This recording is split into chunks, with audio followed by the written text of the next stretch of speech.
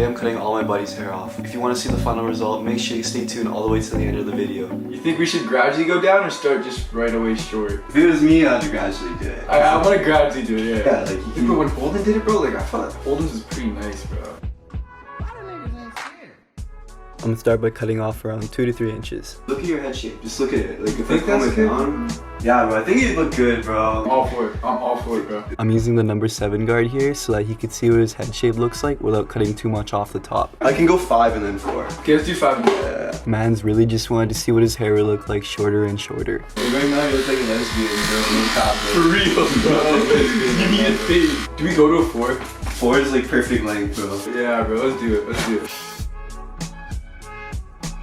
Even if the girls don't like it, whatever, bro. I told Cap, he's like, you're gonna lose hoes. I'm like, honestly, bro, I don't give a fuck. Now I'm going over everything with the number 3 because it blends nicely into the number 4 on top. Now I'm going to set my first guideline. With the lever fully closed, I'm going just below his temple area. The first initial guideline is the most important part of the fading process, as it lays the foundation for the rest of your guidelines. Also notice how I make my guideline based on my client's head shape, so the fade fits his head specifically. I'm going to be fading upwards, so I'm going to open the lever fully and go up ½ an inch to make my next guideline. Go over the same guideline multiple times so that all of the hair is the same length. Now close the lever halfway and go up about halfway up your guideline.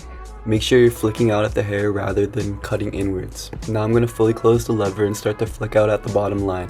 Your goal is to make that line disappear, so you're going to have to open and close your lever accordingly. This is the basic process of fading hair. So all you need to do is simply apply these same steps for when you're cutting with the different lengths of the guards. Like, with your good, bro, I swear you all did the same haircut, I was cutting everyone with the perp, and I literally made it all the same. Now I'm coming in with the number 2 guard fully open. I'm going to use this to start to blend the sides with the top of the hair. Watch as I use my corners to blend the hair in the parietal ridge area. The parietal ridge is the area where the side of the head starts to curve into the top of the head. I'm also going to close the lever fully and start cutting at that bottom line.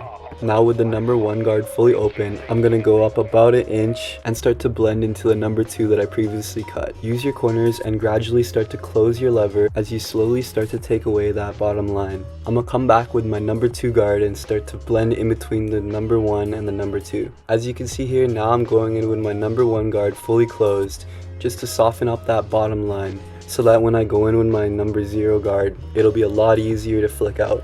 Now with the number 0 guard, I'm going to start to flick out at that bottom line. The number 0 guard is also really good at taking away any dark spots that you may find throughout the fade. When taking out that bottom line, I'm basically only using the corner of my blade.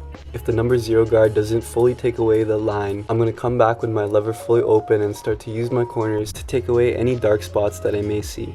This step right here is really tedious and requires a lot of detail work, so I'm just opening and closing my lever and trying to find any spots that need more blending. I'm going to use the clipper over comb to shape up his hair. If you look directly behind your client's head, it'll help you make sure that his sides are perfectly straight. I'm going over the top again with the number 4 just to make sure that everything is the same length. Now with my trimmer, I'm going to start cutting up to where I initially first started my guideline. I always do this before I use my balder, just so that the hairs are as short as possible, which makes it easier to bald out his hair. While I got the trimmer in hand, I'm going to start lining up his C-cup. Next, I'm going to edge up his hairline and his box line up. Make sure that shit 90 degrees, man. He just wanted the sides of the box to be lined up because he wanted to leave his hairline natural, as he has a widow's peak and doesn't want to cut off any of the hair there.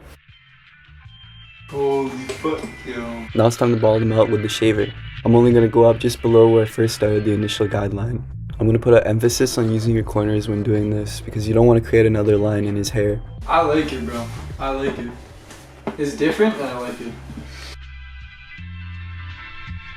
Thank you so much for watching. If you liked the video and you want to see more content just like this one, hit that thumbs up button, hit that subscribe button, and stay tuned for more content just like this one. Peace out guys, have a great day.